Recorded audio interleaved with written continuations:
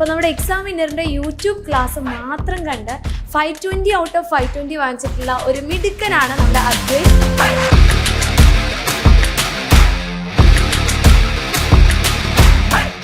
ഈ time manage ചെയ്യണം. അപ്പോൾ കുറേ കുട്ടികൾ പറഞ്ഞിട്ടുള്ള പ്രശ്നം എന്ന് പറഞ്ഞു കഴിഞ്ഞാൽ അവസാനത്തെ ക്വസ്റ്റ്യൻ അറ്റൻഡ് ചെയ്യാൻ പറ്റില്ല. അതുകൊണ്ടായിരുന്നു എൻ്റെ ആ 4 മാർക്ക് പോയത്, 3 മാർക്ക്. അപ്പോൾ മോനെ എങ്ങനെ ടൈം മാനേജ് ചെയ്തിട്ട്, അപ്പോൾ ഹാൻഡ് റൈറ്റിംഗ് ഒരു ഘടകമാണല്ലോ നമുക്ക് മാർക്ക് കിട്ടാനുള്ളത്.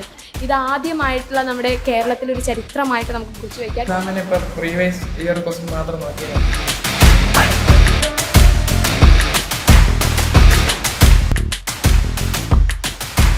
കൊല്ലത്തു നിന്നാണ് വന്നിട്ടുള്ളത്. അപ്പോൾ നമുക്ക് അദ്ദേഹത്തിനോട് ചോദിക്കാം, എങ്ങനെയാണ് ഒരു മാർക്ക് പോലും മിസ്സാക്കാതെ ഇത്രയും അടിപൊളിയായിട്ട് മാർക്ക് സ്കോർ ചെയ്ത് നമുക്ക് ചോദിക്കാം. Hello examiner family.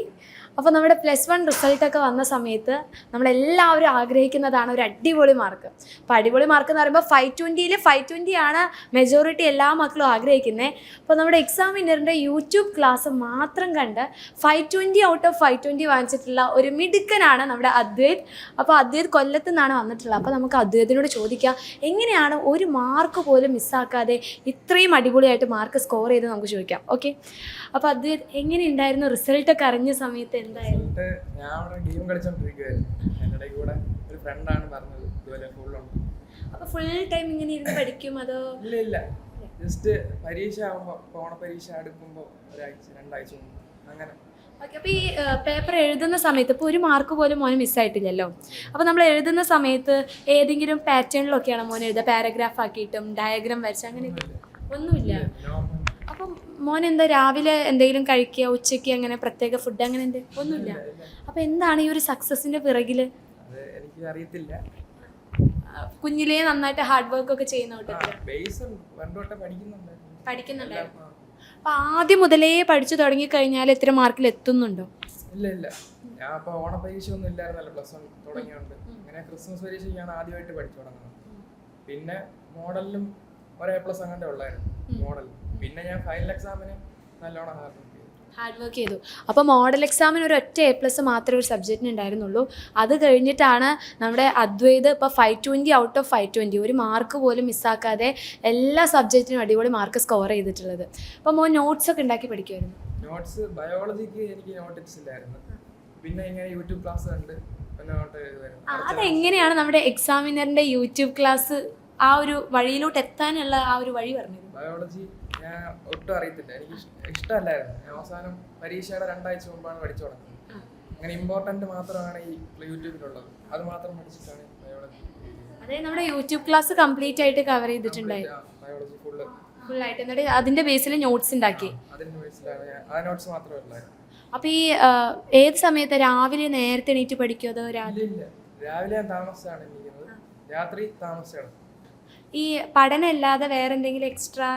ഞാൻ ജിമ്മിൽ പോവായിരുന്നു, പിന്നെ ഇപ്പൊ ഇടയ്ക്ക് ഒരു ഇഞ്ചുറി ആയി നിർത്തിയായിരുന്നു. അപ്പോൾ പഠനം മാത്രം നമ്മൾ +1 എത്തി 520 ഔട്ട് ഓഫ് 520 വാങ്ങണമെങ്കിൽ പഠനം മാത്രം കോൺസെൻട്രേറ്റ് ചെയ്ത് പോകണമെന്നൊന്നുമില്ല അല്ലേ? നമുക്ക് എക്സ്ട്രാ കാര്യങ്ങളൊക്കെ ചെയ്യാം. പക്ഷെ പഠിക്കുന്ന സമയം നല്ല എഫക്റ്റീവായിട്ട് പഠിച്ചു കഴിഞ്ഞാൽ നല്ല മാർക്ക് സ്കോർ ചെയ്യാൻ പറ്റും. അപ്പോൾ സ്കൂളിലൊക്കെ പ്രതീക്ഷ ഉണ്ടായിരുന്നോ? സ്കൂളിൽ പ്രിൻസിപ്പൾ വിളിച്ചപ്പോൾ പറഞ്ഞായിരുന്നു, ഞാൻ ആദ്യമേ തൊട്ടേ പ്രതീക്ഷ ഉണ്ടായിരുന്നു. സന്തോഷമായി, അടുത്ത വർഷം വാങ്ങിക്കണം. അടുത്ത വർഷം ഇനി നമ്മുടെ സ്കൂളിൻ്റെ അഭിമാന താരമാണെന്ന് പറഞ്ഞിട്ടുണ്ടായിരിക്കും. പിന്നെ പാരൻസ് ഒക്കെ എന്ത് പറയുക, മോൻ എക്സ്പെക്ട് ചെയ്തിട്ടുണ്ടായിരുന്നു ഈ +1 എക്സാം കഴിഞ്ഞ് വന്ന സമയത്ത് എനിക്ക് ഇത്ര മാർക്ക് ഉണ്ടാവും എന്നുള്ളത്? Full mark പ്രതീക്ഷിച്ചിട്ടുണ്ടായിരുന്നില്ല. ഫ്രണ്ട്സ് ഒക്കെ എന്ത് പറഞ്ഞു? അപ്പോൾ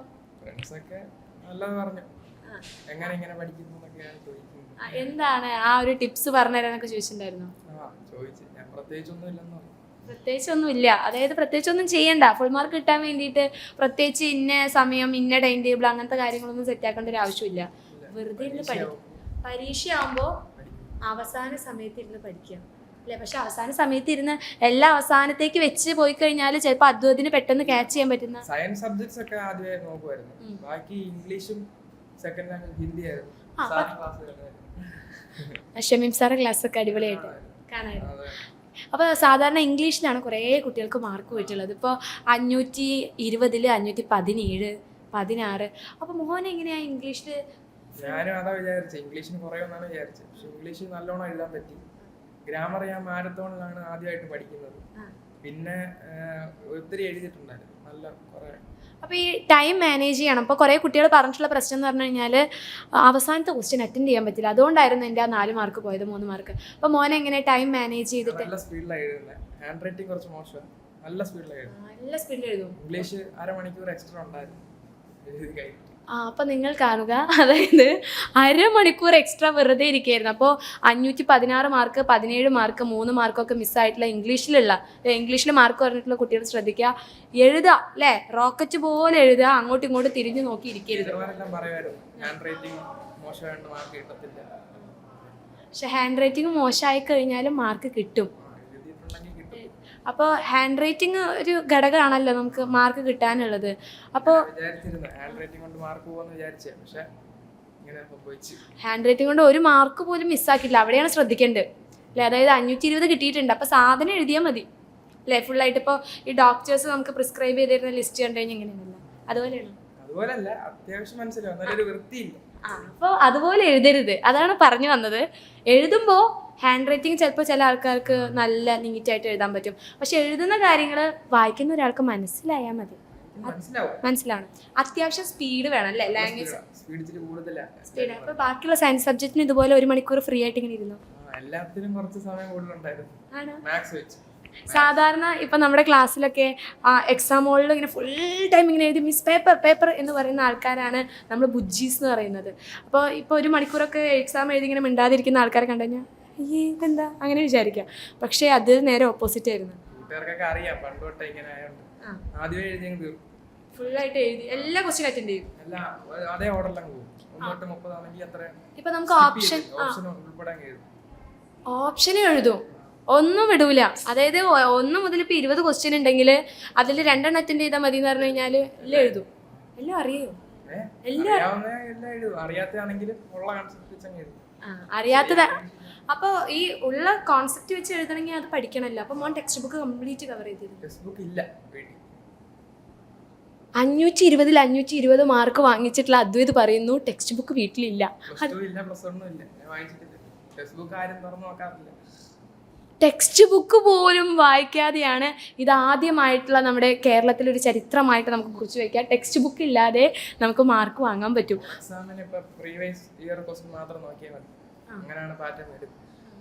പക്ഷെ ഇത്തവണ മാത്സിന് ഒരു പാറ്റേൺ, ഇംഗ്ലീഷിന് അത് വായിക്കണല്ലോ, ഹിന്ദിക്കും ഇല്ല. അപ്പോൾ നമുക്ക് ഇപ്പോൾ നമ്മുടെ മാത്സിൻ്റെ ഒരു പ്രശ്നം വന്നിട്ടുണ്ടായിരുന്നല്ലോ നിങ്ങളുടെ എക്സാമിൻ്റെ സമയത്ത്. മാത്സ് ഇത്രയും വന്ന പ്രീവിയസ് ഇയറിൻ്റെ പാറ്റേണിലല്ല, NCERT ബേസ്ഡ് ആണ്. അപ്പോൾ എവിടെ നിന്ന് അത് കിട്ടി?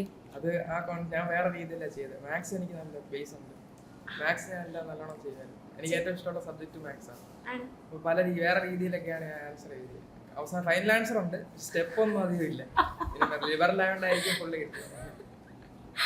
അപ്പോൾ മാത്സിന് ഇന്ന സ്റ്റെപ്പ് ഒന്നും ഇല്ല, ഫൈനൽ ആൻസർ ഉണ്ട്. അപ്പോൾ മോനെ ആഗ്രഹം എന്താ? എഞ്ചിനീയർ ആവാനാ. അപ്പോൾ മാത്സിലൊരു പുലിക്കുട്ടിയാണ്. ആരാണ് എക്സാമിനറിലെ ഏറ്റവും ഫേവറേറ്റ് ഫാക്കൽറ്റി? ഫിസിക്സ് എങ്ങനെ പഠിക്കാൻ ഇഷ്ടം? അപ്പോൾ നമ്മുടെ 10ാം ക്ലാസ് വെച്ച് അപ്പോൾ കുറേ കുട്ടികൾക്ക് ഇപ്പോൾ 10 കഴിഞ്ഞ് വന്ന കുറേ കൊച്ചുങ്ങളുണ്ടായിരിക്കും. അവരുടെ പേടി നമ്മുടെ 10ാം ക്ലാസ്സിലെ ടെക്സ്റ്റ് ബുക്കിൽ കുറച്ചേ പഠിക്കാനുള്ളൂ. അത് 2 വരി കഴിഞ്ഞ് പിന്നെ കുറേ ഡയഗ്രാം കഴിഞ്ഞ്. പക്ഷേ നമ്മുടെ ടെക്സ്റ്റ് ബുക്ക് കണ്ടിട്ടുണ്ടായിരിക്കില്ല, പക്ഷേ നമ്മുടെ ടെക്സ്റ്റ് ബുക്ക് അങ്ങനെയാണ്. അതായത് ഒത്തിരി ഉണ്ട്.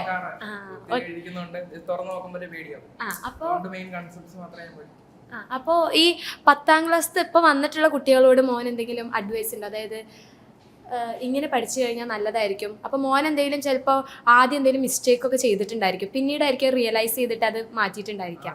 ബയോളജി ഞാൻ പഠിച്ചിട്ടില്ലായിരുന്നു, ലാംഗ്വേജുകളൊന്നും പഠിച്ചിട്ടില്ലായിരുന്നു. അവസാനം ഒത്തിരി കഷ്ടപ്പെട്ടാണ് പഠിച്ചത്. അപ്പോൾ മോനെ പഠിച്ചതിൽ ഈ +1 ഏറ്റവും ബുദ്ധിമുട്ടായിട്ട് കുറച്ചും കൂടി പ്രഷറായിട്ട് പഠിക്കേണ്ട സബ്ജക്റ്റ് ഏതായിരുന്നു?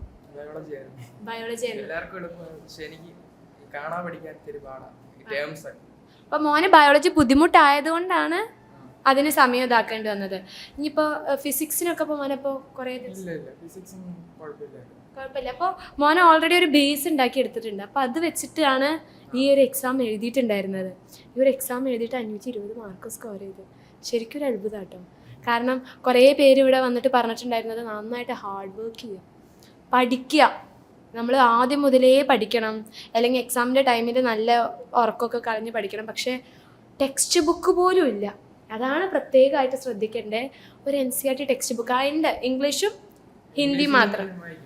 അപ്പോൾ ബാക്കി ഒരു ടെക്സ്റ്റ് ബുക്കും ഇല്ല. പക്ഷെ എന്നിരുന്നാലും നമ്മുടെ യൂട്യൂബ് ക്ലാസ് കണ്ടു, നോട്ട്സ് നോട്ട്സ് സ്വയം പ്രിപ്പയർ ചെയ്യുക. ആ നോട്ട്സാണ് എക്സാമിന് റിവിഷന് വേണ്ടിയിട്ട് എടുക്കുക. അപ്പോൾ ഇപ്പോൾ സാധാരണയായിട്ട് നമ്മളതിനെ പഠിക്കുന്ന കുട്ടികൾ എക്സാം ഹോളിൽ വന്നു കഴിഞ്ഞാലും ബുക്കിരുന്ന് വായിക്കുന്നതാണ് അല്ലേ. എന്നിട്ട് വേഗം നമ്മുടെ സമയമായി കഴിഞ്ഞാൽ ടീച്ചേഴ്സ് പുറത്ത് പോകാൻ പറയുമ്പോൾ അവിടെ വെച്ചിട്ട് 1 മിനിറ്റ് മിസ് ചെയ്യുന്നതായിട്ട് ഇങ്ങനെ മറിച്ച് വെക്കുന്നു. ആ ഒരു കൂട്ടത്തിലാണ് അല്ലെ? ഇങ്ങനെ കൂളായിട്ട് തലേന്ന് എത്ര മണി വരെ പഠിക്കും? ആ, എന്നിട്ട് പിറ്റേ ദിവസം എക്സാമിന് ബുക്കൊന്നും കൊണ്ടുപോയില്ല, റെഫർ ചെയ്യാനും റിവിഷനും ഒന്നും കൊണ്ടുപോയില്ല. ഒരു പെന്നും ഒരു പെൻസിലും ഉണ്ടാകാറുണ്ടോ? ആ, പെൻസിൽ വേറൊരാളെ ഹെൽപ്പ് ചെയ്യാൻ ക്ലാസ്സിൽ ഫ്രണ്ട്സ് ഒക്കെ ഉള്ളതുകൊണ്ട് അപ്പൊ അവര് ഹെൽപ്പ് ചെയ്യും. അപ്പൊ ഒരു പെന്ന്, ഏത് പെന്നാ യൂസ് ചെയ്തത്? പല ദിവസം പലത്. അപ്പൊ അങ്ങനെ സ്പീഡിന് കിട്ടാൻ വേണ്ടിയിട്ട് പ്രത്യേക പെന്നുകളൊന്നും മാർക്കറ്റിൽ ഇല്ല എന്നാണ് നമ്മുടെ അദ്വൈത് പറയുന്നത്. അപ്പോൾ നോർമലായിട്ട് അല്ലേ, ഏത് പെന്ന് വെച്ചിട്ട് എഴുതി കഴിഞ്ഞാലും കുഴപ്പമൊന്നുമില്ല.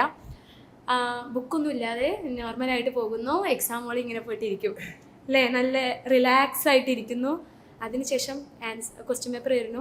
ക്വസ്റ്റ്യൻ പേപ്പർ കിട്ടിക്കഴിഞ്ഞാൽ ആദ്യം വലിയ ക്വസ്റ്റ്യൻസ് ആണ്, അത് 1 മുതൽ ഇങ്ങനെ കറക്റ്റ് ഓർഡറിലാണ് എഴുതാം. അതായത് 1, 2, 3 സാധാരണ നമ്മൾ അറിയുന്ന ക്വസ്റ്റ്യൻ ആദ്യം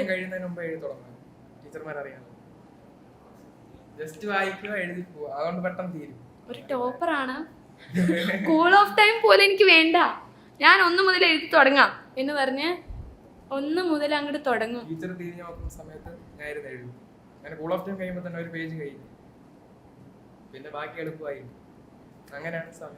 അതാണ് ആ അരമണിക്കൂർ അല്ലേ. അതായത് ഒരു 15 മിനിറ്റ് നമുക്ക് എക്സ്ട്രാ കിട്ടുന്നുണ്ട്. പിന്നെ ആളൊരു റോക്കറ്റ് പോലെ എഴുതുന്നത് കൊണ്ട് നമുക്ക് ബാക്കി 15 കൂടി കിട്ടും. അപ്പൊ അരമണിക്കൂർ റിലാക്സ് ആയിട്ട് ഇങ്ങനെ ഇരിക്കും.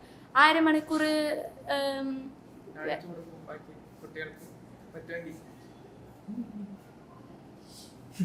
അപ്പൊ അതായത് ഈ റോക്കറ്റ് പോലെ എഴുതാനുള്ള മെയിൻ ലക്ഷ്യം എന്തായിരുന്നു? ആ ഒരു മോട്ടീവ് എന്ന് പറയുന്നത് ഫ്രണ്ട്സിനെ സഹായിക്കുക അല്ലെ, നല്ല ഹെൽപ്പിംഗ് മെന്റാലിറ്റിയാ തോന്നുന്നു.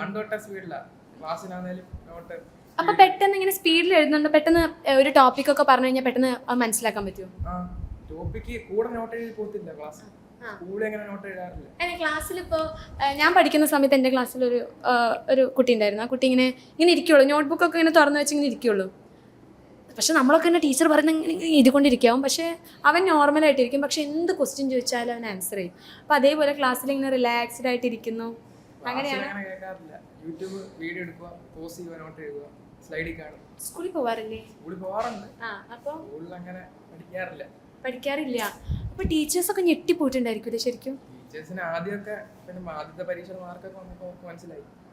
കുഴപ്പമില്ല, ക്ലാസ്സിൽ ശ്രദ്ധിച്ചില്ലെങ്കിലും ആള് മാർക്ക് വാങ്ങുന്നുണ്ട് എന്ന് ടീച്ചർ അറിയായിരുന്നു. ഓക്കെ, അപ്പോൾ ഞാൻ ശരിക്കും ഞെട്ടിപ്പോയിട്ടാ. ടീച്ചർ ഞെട്ടിയില്ലെങ്കിലും ഞാൻ ഞെട്ടിപ്പോയി. ഒരു ടെക്സ്റ്റ് ബുക്കില്ല, യൂട്യൂബ് ക്ലാസ്സസ് റെഫർ ചെയ്യുന്നു. പക്ഷെ എന്നിരുന്നാലും ഇത്രയും ടെക്സ്റ്റ് ബുക്കൊക്കെ കവർ ചെയ്തിട്ടുള്ള ഈ കുട്ടികൾക്ക് 512 മാർക്ക്, കുറേ മാർക്കൊക്കെ മിസ് ചെയ്തിട്ടും മോന് 520 മാർക്ക് കിട്ടിയിരിക്കുകയാണ്. ശരിക്കും ഞാൻ ഷോക്കായിപ്പോയി. അടിപൊളി കേട്ടോ, ഒരു രക്ഷയില്ല. അപ്പോൾ കുറേ കുട്ടികൾക്ക് എന്തെങ്കിലും ലാസ്റ്റായിട്ട് മോൻ എന്തെങ്കിലും പറയാനുണ്ടെങ്കിൽ ഒരു കിടിലൻ അവസരമാണ്. അപ്പോൾ മോന് പറയാം.